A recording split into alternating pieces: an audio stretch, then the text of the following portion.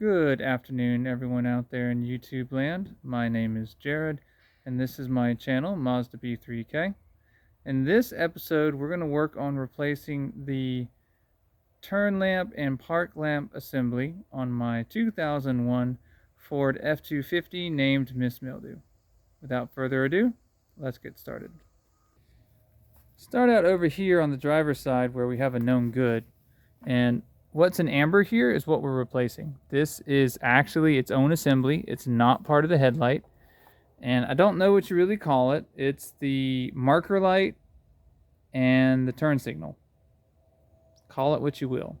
And this comes in a ton of different varieties and flavors because there's a lot of customization that happens here. But I purchased a replacement that looks just like the original. It looks like we got some moisture in there we got to get out, but another problem, another day. So over here, you'll see I've already removed the bad one, but we're going to go into replacing it, and we're also going to go into how do you replace bulbs or take out one that's in good condition where you want to change out the bulbs. So this one was shattered. As you can see, here's a piece of it right here. Oh, there you go. So I had to buy a new one, which looks kind of like this. So this one is made by Dorman. It is a Dorman 1630285. They call it a park lamp assembly. And when we take a look at it, you'll see it has two screw holes. One here, and there's a couple of guides and pins where this is going to kind of pop in, and then that's a guide pin. This is going to pop in, and that's a guide pin. So all this kind of has to line up, and then you push it in, and then you put in and remove the screws from the front between the bumper and the assembly itself.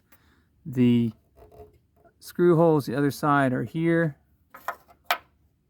and here, and it is a Phillips screwdriver. That's what you need to drive that in. Another issue that I have over here is the bulb holder.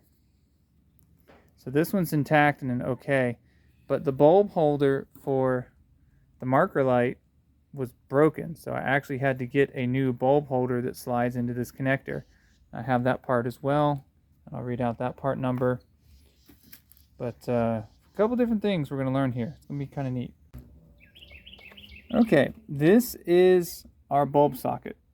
It is made by Standard. It is a S like Sierra 1836. And let's take a look at it. Get it open. One-handed. Okay, here we go. So that's the bulb end, right? This is the end that slides into the rest of the connector. So let me get my camera positioned and I'll show you how that's all going to work. We have to do this first before we can put in bulbs and then put in the new assembly. Okay guys, that's the best I can do. Don't have a lot of props around here. But what we're going to do is this is keyed. It can only go one way. In fact, you can see there is a groove that runs across the top here. I apologize. Across the top, that's going to line up with a groove, and I don't know if you can see it, but yeah, it's visible. A groove in there. So you just slide it in until it clicks. Like so. Or you're just going to push it till it can't push no more, basically. Key point is we need to make sure that the contacts that we see here are going to be touching the contacts in the rest of the connector. But now that that's done, we can put in some light bulbs. So 2 lights per assembly, 2 different kinds of light bulbs. I just went with OE replacement Sylvanias. The 916 is for the marker light, which is what we just fixed by putting in a new bulb socket. And the turn signal is, again, Sylvania 3157.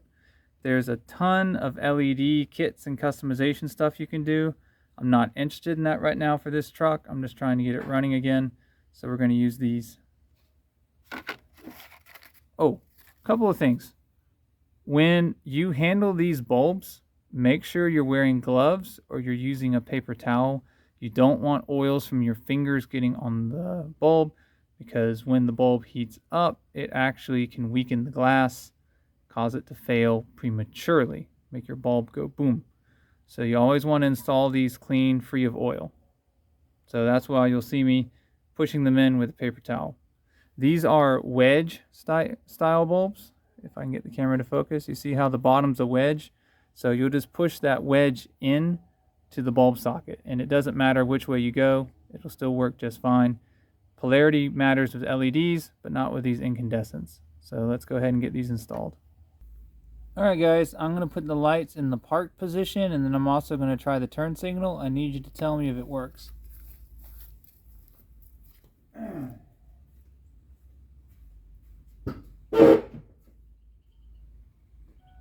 the way, that's squawk.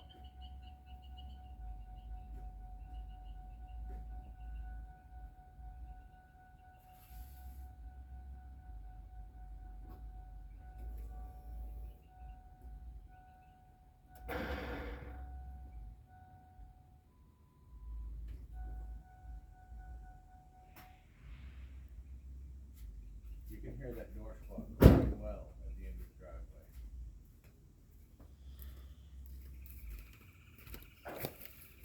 Good, do you guys see all that? I believe everything is working, so we'll go ahead and put the assembly back on. So before we slide the assembly in place, first we got to lock the bulbs in place. So go ahead, take the stickers off, make sure that you have no cover, no sticker over the key pattern where the bulb socket's got to go. Make sure that's all out of the way. Then just rotate them in. It might be sticky if it's a new assembly you're putting in. So you just have to get it to line up, drop in, and then argue with it a little bit. It's probably not going to want to do the 90-degree lock. Have to fight with it. This one's not. Turn to the left, turn to the right.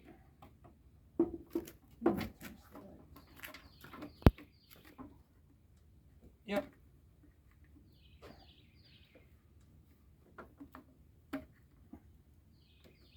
There we go, that works. And then we get big guy in. Okay, big guy is in. Now, gonna bring the camera up here. Hang on, guys. Zoom you out. Alright. Now we gotta try to line everything up. There's our push pin. We got a guide pin. There's a guide pin. Push pin, guide pin. The push pins, they'll pop into place and they'll hold everything tight. And then we can come in and get the screws in. So let's kind of get these in position. So that's looking pretty good. Right there. And there we go. Oh. Maybe slightly off. I need both hands to work on this. I'll bring you back. And if you get it lined up right, here's your end result. Now, this doesn't look as clean as if you had an original installation where you don't have damage. There is stuff that's bent around. For example, you can see this bulb housing, socket, and everything's exposed. But that's where the weather sealing on the bulb socket itself is important. But we are in, and if we look at our screw holes, we are lined up. So we'll go ahead and knock those in, and this will be, on this side, a successful repair. All right, moving over here to do bulb, just get this out to switch the bulbs. You got two ways to do this. One way, I believe, would be to drop the bumper. That's really painful. The other way is you're going to take a pry bar, and you're going to bend this up and the bumper down, however you want to do it, enough to get clearance for your screw holes. And then you get your screws out, and then after that, it's everything I just showed you on the other side. That's going to do it for this episode, guys. Reminder, in this episode, we replaced the turn and park assembly up on the front of my 2001 Ford F250 named Miss Mildew. Please leave a comment. I like to read them, I like to reply to them, and I learn from them. Please also like, share, subscribe, ring the bell, do all that other YouTube stuff. And remember, I make the mistakes so you don't have to. I'll see you guys next episode.